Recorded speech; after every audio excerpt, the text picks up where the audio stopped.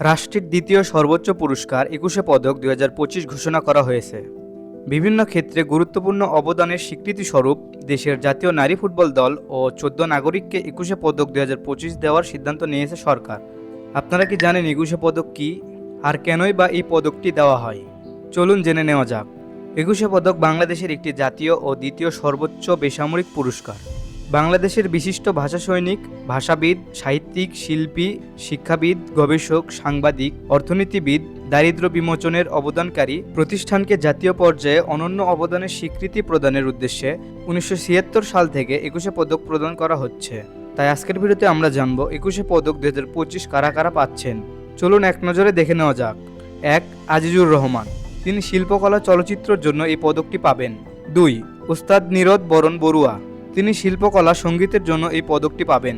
৩. ফেরদৌস আরা, তিনি শিল্পকলা সঙ্গীতের জন্য এই পদকটি পাবেন। ৪. নাসির আলী মামুন, তিনি শিল্পকলা আলোকচিত্রের জন্য এই পদকটি পাবেন। ৫. রোকেয়া সুলতানা, তিনি শিল্পকলা চিত্রকলার জন্য এই পদকটি পাবেন। ৬. মাহফুজ উল্লাহ, তিনি সাংবাদিকতার জন্য এই পদকটি পাবেন। ৭. মাহমুদুর রহমান, তিনি সাংবাদিকতা ও মানবাধিকারের জন্য পদকটি পাবেন।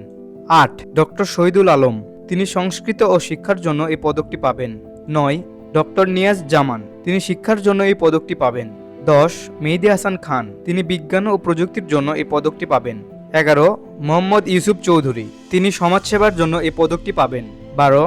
হেলাল হাফিজ, তিনি ভাষা ও সাহিত্যের জন্য এই পদকটি পাবেন। ১৩. শহীদুল জহির, তিনি ভাষা ও সাহিত্যের জন্য এই পদকটি পাবেন। ১৪.